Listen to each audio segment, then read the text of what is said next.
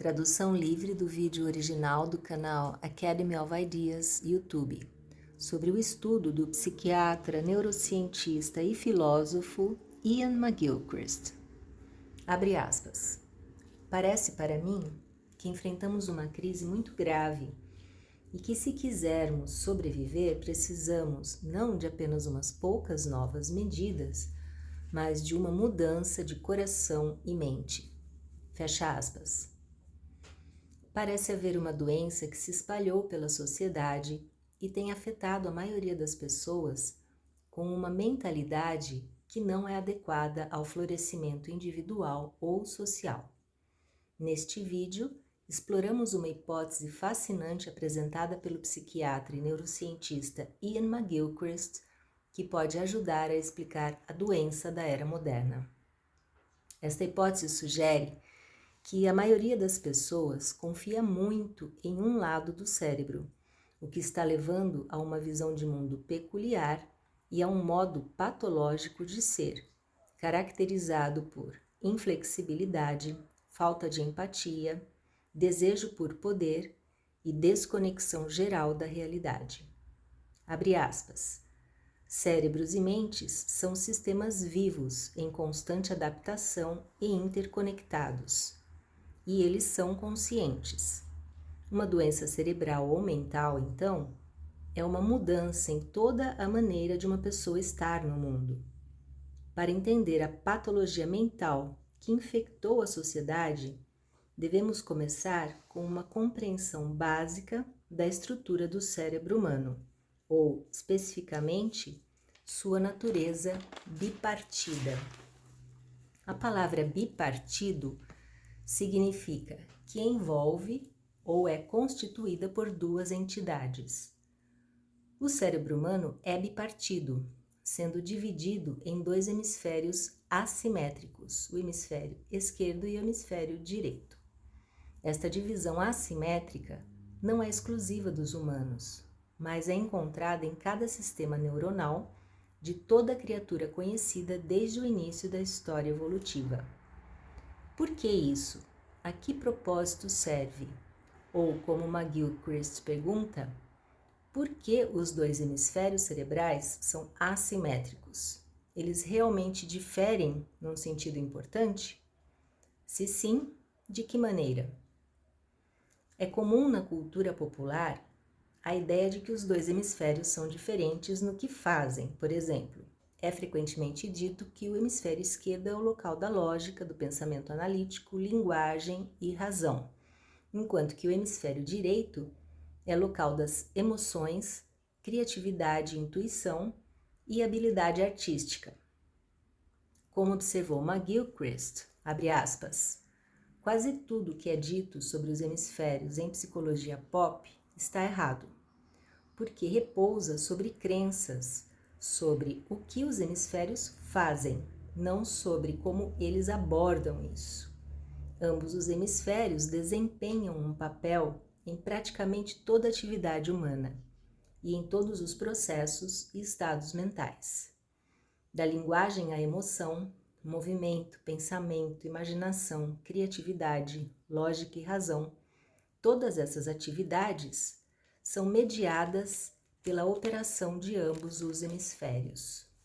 Ou como escreve McGilchrist, abre aspas, nunca vamos aprender nada sobre a diferença dos hemisférios se esperarmos por uma situação na qual um hemisfério é 100% responsável por o que quer que seja e o outro não contribui com nada.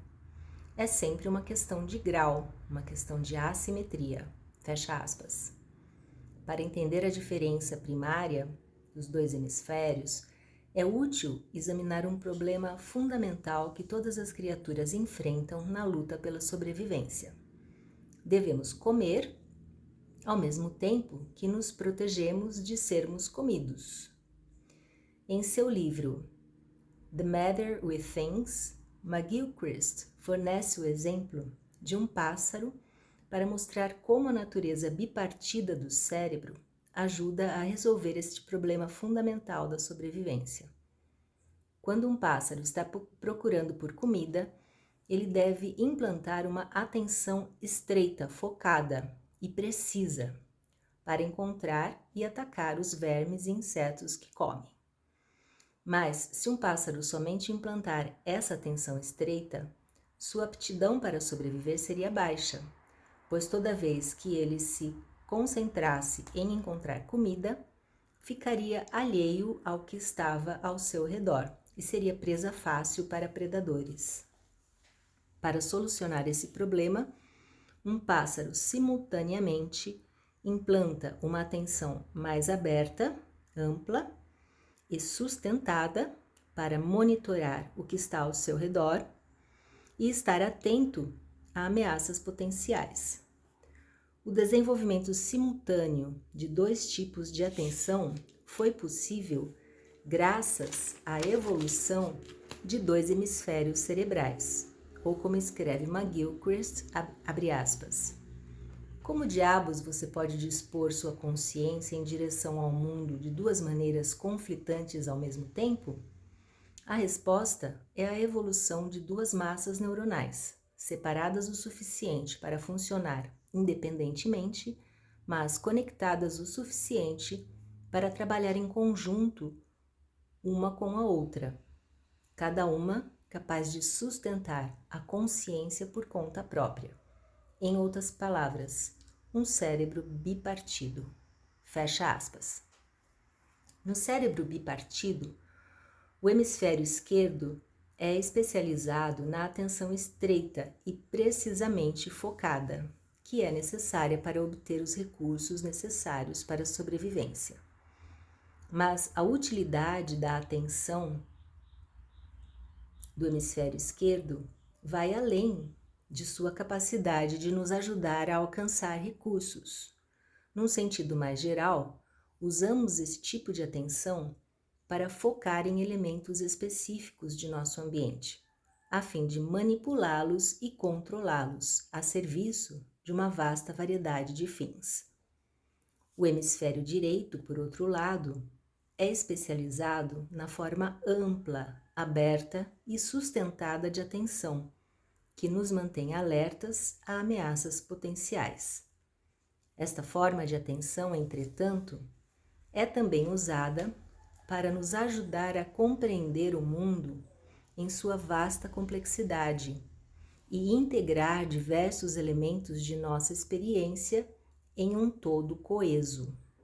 Juntos, esses dois hemisférios alcançam um equilíbrio entre a necessidade de controlar e manipular nosso ambiente e a necessidade de compreendê-lo.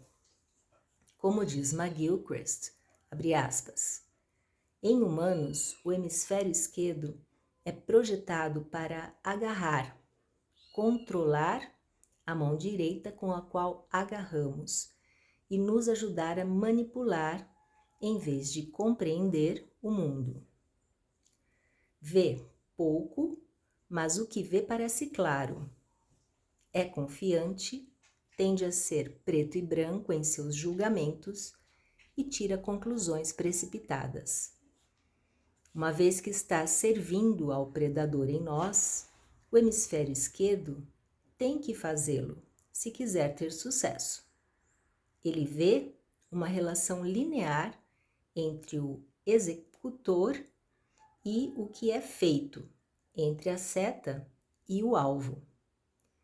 Em contraste, a atenção ampla, vigilante e sustentada do hemisfério direito, sem preconceitos quanto ao que poderá encontrar, destina-se a olhar para todo o resto, seja lá o que for que possa estar a acontecer no mundo enquanto estamos ocupados em agarrar coisas. Seu propósito é nos ajudar a compreender em vez de manipular o mundo, ver o todo e como nos relacionamos com ele. É mais exploratório, menos certo, está mais interessado em fazer discriminações e em matizes de significado.